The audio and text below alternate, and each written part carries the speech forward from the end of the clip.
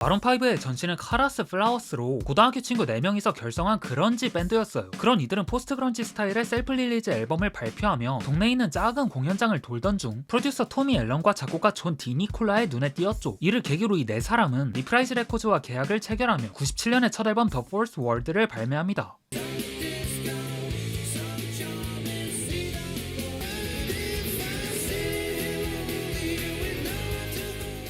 90년대 후반 얼터너티브 락의 전형을 따른 본작은 명료한 보컬 라인과 앵간히 거친 록 사운드를 갖추며 지나치게 상업적이지 않으면서도 대중적 접근성을 확보했어요. 때문에 멤버들과 회사 사람들은 이 앨범이 히트칠 수 있을 거란 큰 기대를 걸고 있었죠. 나아가 앨범을 프로듀싱한 아저씨가 그린데이의 커리어 최고작을 만든 로 카발로였기도 했고요. 그러나 앨범은 정말 개같이 망했죠. 음악적으로는 꽤 준수한 평가를 받았지만 정작 대중픽에 있어선 철저히 외면당하며 총 음반 판매량 5,000장이란 초라한 성적을 남겼거든요. 그렇게 원금 회수조차 어려워진 멤버들은 결국 레이블을 떠나 학업에 집중하기로 합니다. 근데 애덤이랑 제시는 동부에서 머무는 동안 흑인 어반 사운드에 완전히 매료돼요. 맨날 거칠게 내달리는 록 음악만 듣다가 스티비 원더, 프린스, 알리아 같은 랩시나 아티스트들의 음악을 들으니까 완전 다른 세계가 눈앞에 펼쳐졌던 거죠. 두 사람은 생전 처음 들어보는 음악에 깊이 빠졌고 곧바로 캘리포니아에 있는 친구들한테 연락 때리고서 이렇게 말했죠. 우리 다시 뭉쳐보자고요. 라이언과 미키는 이를 흔쾌히 받아들였고 불과 1, 2년 만에 이 네 친구는 카라스 플라워스란 이름으로 다시 합체했죠. 동부에서 접한 신문물을 기존의 록 사운드에 이식한 채로 곧이어 이들은 새로운 레이블을 구하러 나섭니다. 새롭게 장착한 음악 스타일을 기반으로 데모 음원을 제작해 레이블이란 레이블에 다 찔러 넣으며 회신이 오기만을 하염없이 기다렸는데 마치 다들 짝이라도 한 듯이 돌아오는 대답은 한결같았죠. 다른 곳 알아보세요. 아, 이렇게 망하는 건가 싶었던 그때 신생 레이블 옥톤 레코즈에서 연락이 옵니다. 우리랑 같이 해보자고요.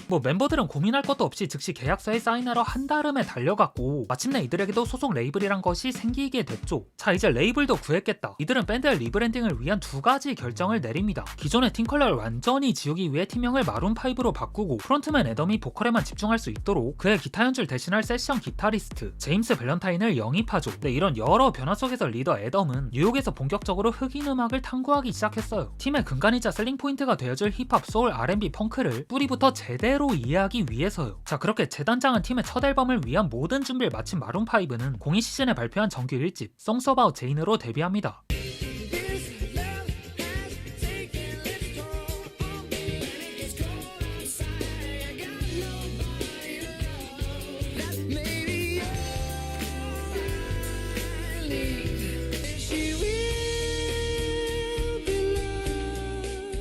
애덤의 전 여친 제인에 관한 가사로 일관된 본작은 불안정한 관계에 놓여진 커플일지라도 교미를 통해 모든 걸 원위치시킬 수 있다는 아주 심오한 주제의식을 전했어요. 그런 야시꾸리한 가사를 부르는 애덤의 관능적인 보컬과 그를 뒷받침하는 세련미 있고 록음악의 러프한 질감을 잘 살린 사운드 디자인, 흑인 음악과 백인 음악이 적절히 공존하는 프로덕션, 나머지 멤버들의 안정적인 연주 실력은 그들의 첫 앨범이 반드시 성공할 거란 확신을 심어줬죠. 네, 아니나 다를까 앨범은 얼마 안가 히트를 칩니다. 발매 직후엔 아무래도 신인이다 보니 반응이 바로 꽂히진 않았지만 라디오, 블로그, 커뮤니티 등 다양한 매체에서 수록곡들이 꾸준히 입소문을 타기 시작하며 갑자기 빵 하고 뜬 거예요. 또 1년 6개월 이상 투어를 미친듯이 돌아다닌 덕분에 마룬5의 음악이 미국 전역에서 울려 퍼졌고요. 결국 2004년에 빌보드 206위, 빌보드 핫백의 4개의 트랙 안착, 전세계 음반 판매량 약 1000만 장 이상을 돌파하는 대기록을 세웠습니다. 그래미에서 조스톤, 카네 등을 제치고 최우수 신인상을 수상한 건 덤이고요. 자, 이렇게 엄청난 성공을 바탕으로 대형 신인 반열에 오른 마룬5는 곧바로 월드 투어를 진행하고 어쿠스틱 공연 앨범, 라이브 앨범까지 발표하며 신인답지 않은 미친 깡따구와 체급을 보여줬죠. 그만큼 당시 마룬5의 인기는 엄청났으며 애덤의 보컬과 밴드의 라이브 퍼포먼스 소화력 또한 신인 이상의 실력을 지니고 있었습니다. 그러나 그들이 신인의 기준에서 완전히 자유로웠던 건 아니었어요. 왜냐면 데뷔 4년차 밴드의 스튜디오 앨범이 고작 한 장뿐이었거든요. 이 때문에 마룬5는 단 한 장의 앨범만으로 커리어가 접힐 밴드일지 아니면 장기적인 미래를 내다볼 수 있는 성장력과 지구력을 동반한 밴드일지에 대한 자체적인 시험대에 오르게 됐죠. 네, 이처럼 팬들과 음악계의 기대와 의구심이 커져가는 가운데 마침내 그들은 2007년 5월 자신들의 미래를 결정할 2번째 정규를 공개합니다.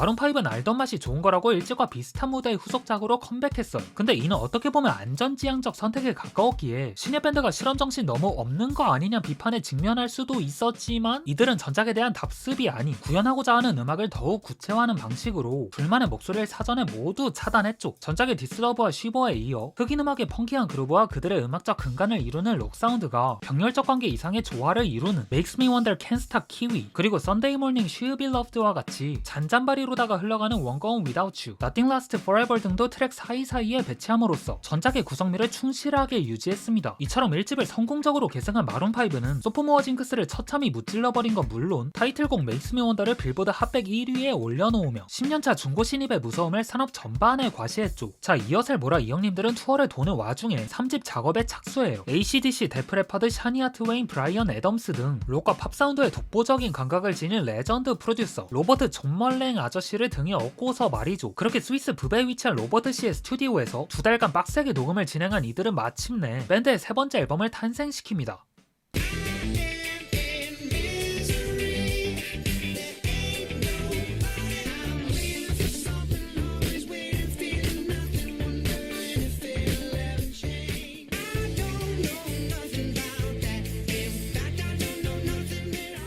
록과 팝에 대한 이해도가 높은 베테랑 프로듀서한테 앨범의 조타수 역할을 맡긴 결과 앨범의 전 트랙이 기본빵은 치는 완성도를 보였어요. 대중적인 팝록 사운드와 정돈된 프로덕션 그리고 마룬5 특유의 댄서블한 스타일이 적절한 지점에서 융화되면서 균형 잡힌 음악의 뼈대를 형성할 수 있었죠. 여기에 블루 아이드 소울 감성이 짙게 묻어난 보컬과 프로듀서의 지휘 아래 움직인 세션들의 합주가 더해지며 앨범은 전반적으로 빈틈이 발생하지 않을 수 있었습니다. 하지만 물론 호평만 줄을 지었던 건 아니었어요. 너무 기본적인 완성도에만 충실하려 한 탓에 이전까지 느껴지던 마룬5만의 개성과 신선함이 부족하다는 지적도 있었죠. 아울러 앨범 대다수의 트랙들이 전반적으로 비슷하다는 의견도 뒤따랐고요. 뭐 이런 점들 때문이었을까요? 이 3집은 마룬5 결성 이후 가장 저조한 성적을 보입니다. 앨범 첫 주에 약 14만 2천 장이 팔리며 빌보드 202위로 데뷔했지만 이는 전작의 3분의 1에 그치는 다소 아쉬운 수치였죠. 빌보드 핫백에서도 10위권 안에 들은 곡이 단 하나도 없었고요. 하지만 멤버들은 여기에 크게 동요하지 않았습니다. 단기적인 부진에 신경 쓰기보단 그런 결과를 있는 그대로 받아들이고 장기적인 관점에서 음악 활동을 지속하려 집중했으니까요. 근데 말은 그렇게 해서도 약간 쪼들리긴 했나봐요. 왜냐면 3집의 저조한 성적을 직면한 뒤 밴드의 뿌리인 록을 과감히 도려내고 시대의 흐름에 몸을 맡기기로 했거든요. 당시 음악 소비의 형태 변화, 솔로 아티스트 중심의 시장 변화, 락밴드 씬내의 새로운 스타들의 부재 등 여러 복합적인 요인들이 맞물리면서 2010년대에 접어들어 록 음악의 인기는 쇠퇴했잖아요. 그 대신 EDM과 댄스팝이 새로운 대세로 떠오르던 상황이었고요. 여기서 마룬5는 굳이 그 흐름을 거스를 필요가 있나 하는 생각을 하게 된 거죠. 그래서 이 형님들의 해당 장르에 특화된 1티어 프로듀서들을 대거 모집하기 시작해요. 맥스 마틴, 라이언 테더, 베니 블랑코, 쉘백 등을 말이죠. 그에 따라 마룬5의 음악도 밴드 사운드에서 스튜디오 프로덕션 중심으로 바뀌었습니다. 네, 그렇게 새롭게 판을 다시 짠 마룬5는 커리어 역대 최고의 머니머신을 만들어냅니다.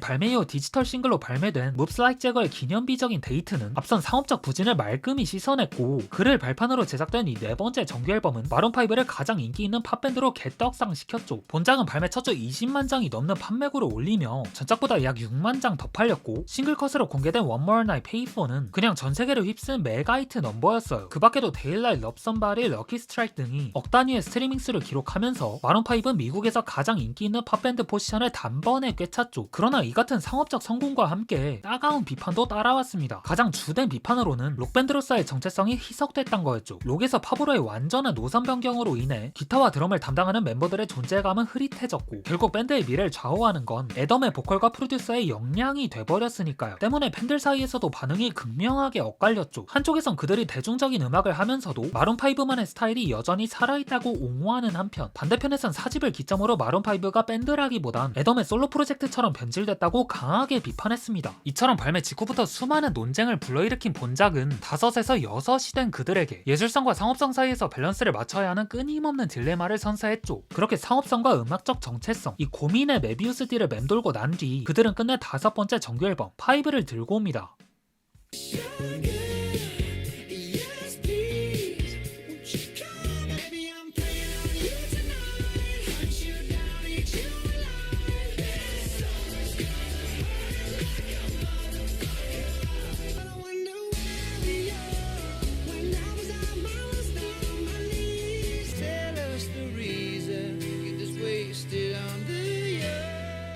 마룬5의 파이브는 그들이 오랜 고민 끝에 대중들에게 내놓은 하나의 입장문처럼 느껴졌어요. 우린 이제 듣기 좋은 팝음악을 만드는 밴드 그룹이란 내용이 깔린 입장문처럼요. 그리고 그 메신 앨범 전체를 관통하는 핵심적인 기조가 됐습니다. 신시사이저를 비롯한 일렉트로닉 사운드를 기반으로 한 팝적인 색채를 들이부은 프로덕션은 애덤의 곱게 뻗어나가는 팔세도 창법과 잘 어우러져 그 시절의 음악적 감성을 반영한 트렌디하면서도 귀에 착 감기는 중독성 강한 음악으로 완성됐어요. 수십억 개 스트리밍을 기록한 맵스 애니멀스 슈가는 그 수치가 증명하듯 이지 리스닝 팝의 본질과 문법을 충실히 따르며 글로벌 데이트를 거뒀습니다. 특히 슈가 뮤직비디오까지 큰 주목을 받았죠. 팝밴드 일대장이 결혼식장에 몰래 침투해서 라이브로 축가를 부른다는 컨셉, 달달한 가사와 완벽하게 맞아떨어지는 연출, 실제 커플들의 리얼한 리액션이 더해지면서 말이에요. 이처럼 여러 방면에서 이슈몰이에 성공한 파이브는 음반 판매량과 음원 성적으로 압도적인 수익성을 보이며 마룬5의 대중적 입지를 굳히는데 쐐기를 박았습니다. 하지만 여기서 끝이 아니었어요. 이들은 앨범 한 장으로 3년 넘게 월드 투어를 진행하며 투어 수익까지 야무지게 땡겼죠. 그리고 투어를 마친 뒤에는 곧바로 6집 작업에 들어갔고요. 6집은 앨범 커버 아트에서 드러나듯이 당시의 시대상을 반영하려 했다는 점이 드러납니다. 2010년대 중반 이후 미국 메인스트림 시장은 힙합적 요소가 강조된 미니멀한 팝이 대세였는데 트렌드 읽는 능력 하나 개깡패인 마룬5는 이 변화를 빠르게 감지하고 앨범 곳곳의 당대 팝 트렌드를 적극적으로 반영했어요. 피처링진도 그에 맞게 편성했고요. R&B 신성 시저를 필두로 에이셈 라키, 켄드릭 라마, 퓨처, 카디비 등 메인스트림에서 가장 핫한 흑인 음악 인사들을 게스트로 한꺼번에 초대하면서 말이죠.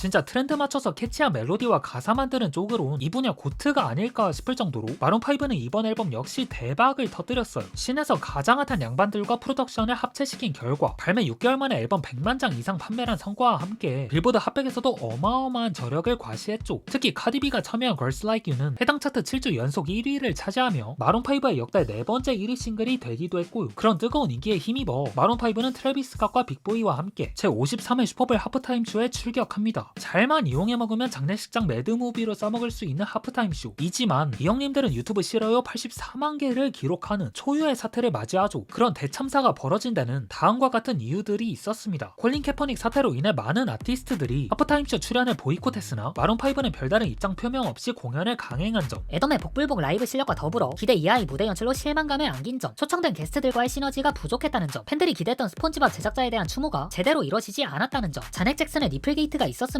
애덤이 시원하게 상의 탈의하며 불필요한 논란을 만들었다는 점 등등 마룬5가 꾸민 하프타임 쇼는 그들의 민심을 급격하게 떨어뜨렸죠. 그러나 마룬5한테 찾아온 비극은 이뿐만이 아니었는데요. 애덤의 오랜 친구이자 밴드의 매니저였던 조던이 갑작스레 세상을 떠난 일도 있었죠. 이 충격적인 소식에 멤버 전원은 한동안 깊은 슬픔에 잠겼고 나아가 그의 부재는 단순한 개인적 상실을 넘어 팀이 앞으로 나아갈 동력을 잃게 만들었습니다. 그래서 그들은 어떻게 하면 조던과의 이별을 조금이나마 덜어낼 수 있을까 하다가 그를 기억하기 위한 앨범을 제작하기로 해요. 그렇게 탄생한 앨범이 바로 마룬5의 정규 7집 조던의 애칭을 본뜬 조르디죠. Here's to the ones that we got.